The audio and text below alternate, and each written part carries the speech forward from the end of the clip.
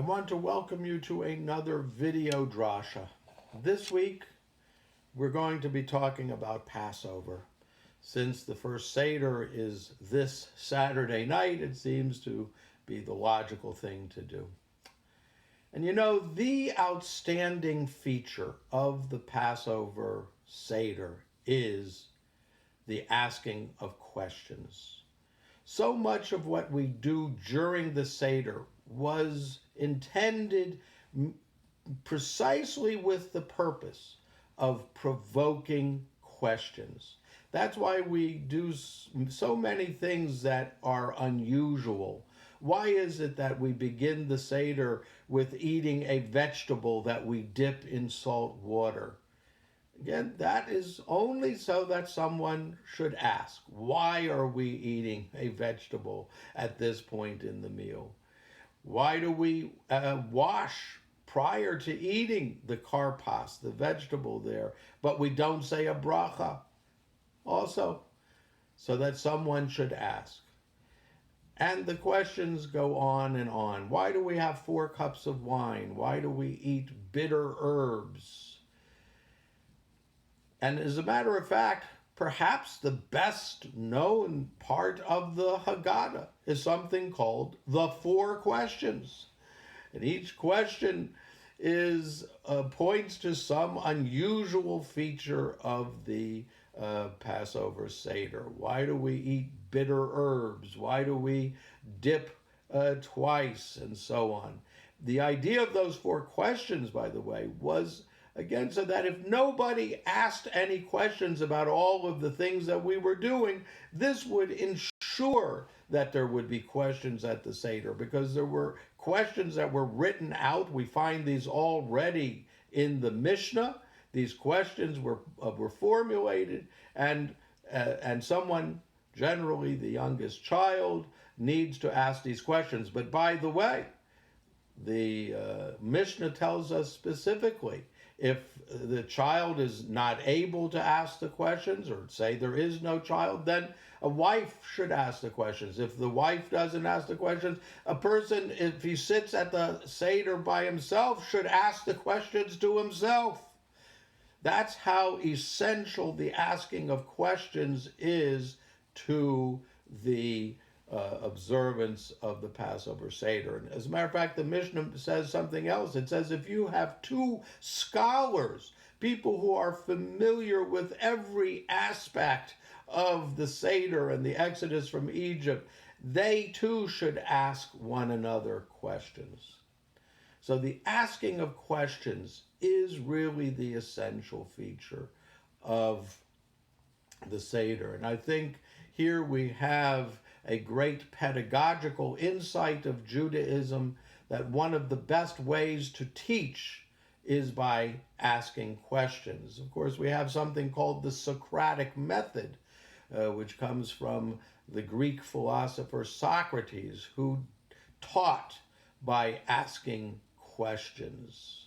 Judaism very much takes that approach.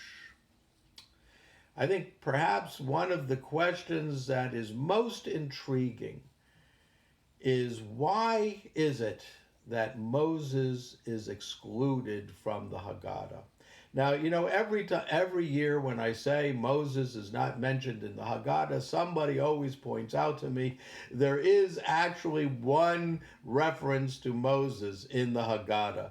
It's the fact is that a verse from the book of Exodus is quoted and the name Moses occurs there.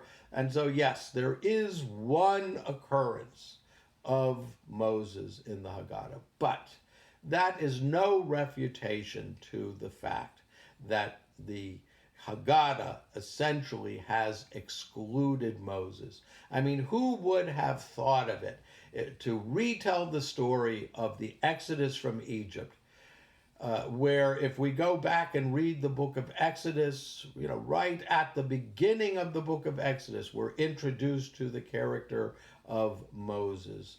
Moses plays such a crucial role in the story.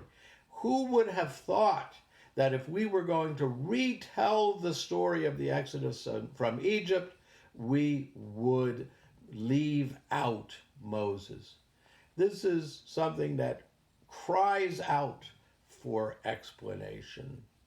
And like all good questions, there are many potential answers. I think one of the answers is certainly that Judaism was very careful to make sure that Moses would not become a kind of cult figure.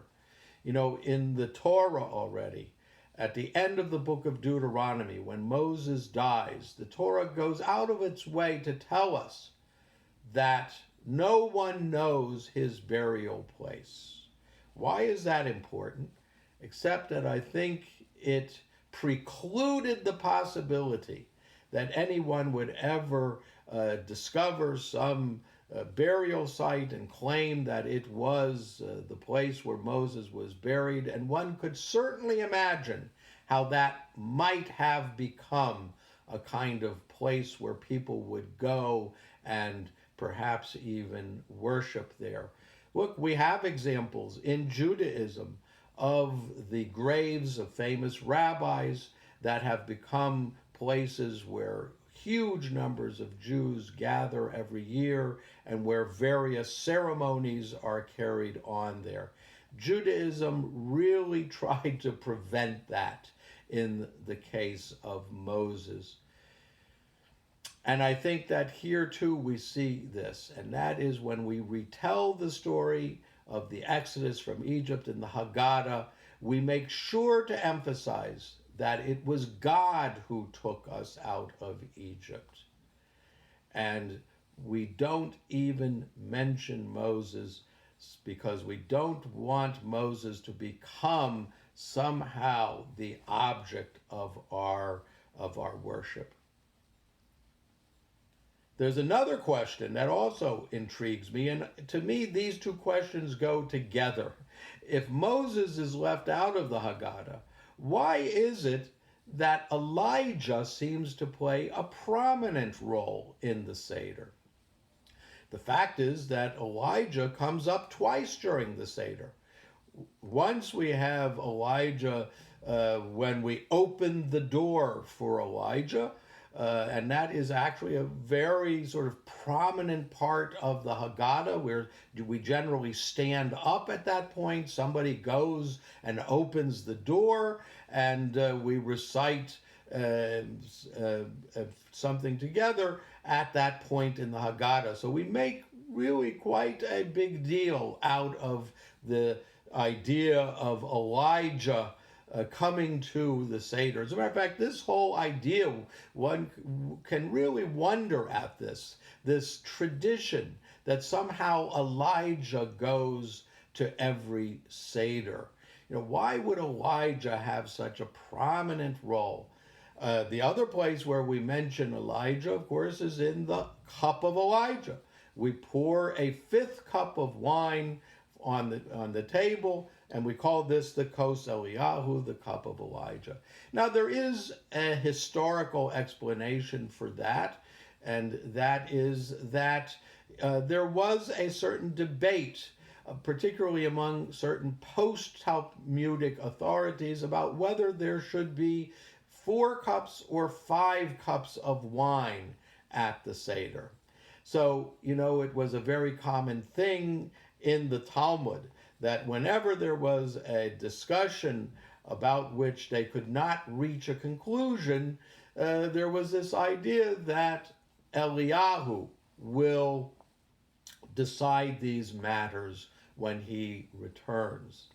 And so the idea of pouring a 5th cup of wine, but we don't drink it, instead we leave it for Elijah, I think ties into this idea that maybe there should be a 5th cup of wine, but we did not resolve that question, and so we leave it as the Kos Eliyahu. But, you know, I think there is also a deeper meaning that gives an answer to both of these questions. Why is Moses left out, and why is Elijah given such a seemingly prominent place? By the way, we should say Elijah, of course, was not involved in the Exodus from Egypt, right? Elijah was a prophet who lived several centuries after the Exodus from Egypt in the land of Israel.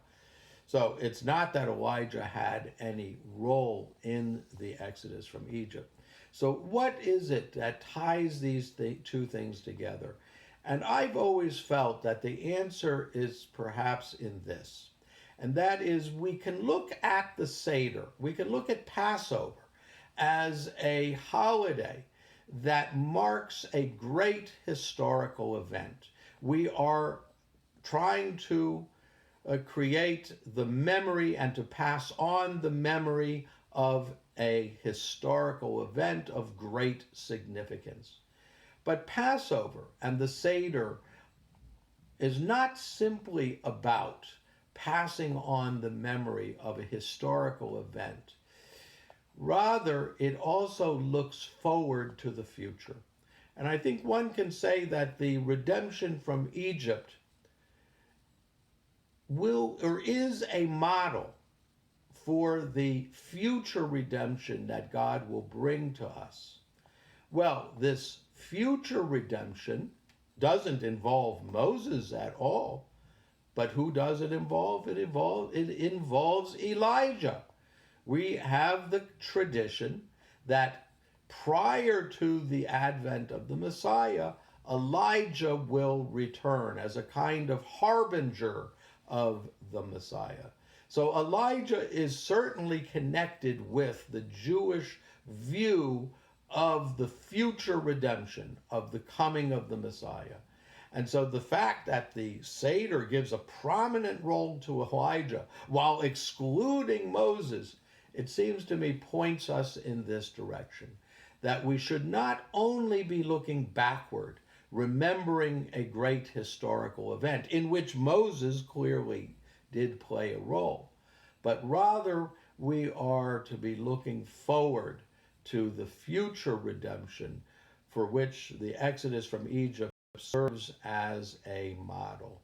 And of course, we also see this future-looking orientation of the Seder in the very last things that we say. What is the last thing that we say at the Seder? Next year in Jerusalem.